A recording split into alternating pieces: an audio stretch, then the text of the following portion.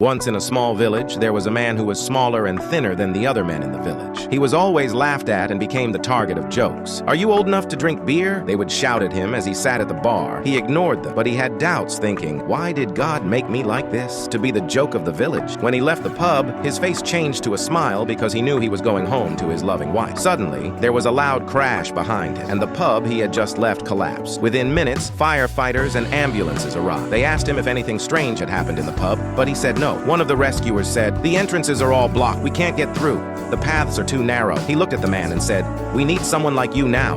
In the background, the men from the pub were screaming for help. Without much thought, he said, "Give me the oxygen tanks. I'll go in." He crawled through the narrow passages and brought oxygen tanks to the trapped people. The villagers gathered around the pub and watched as the man carried tank after tank into the building. They were stunned and amazed by him. When he finished, his wife came up to him and said, "I'm so proud that you are you and not like everyone else. You see, God has a purpose for each of us."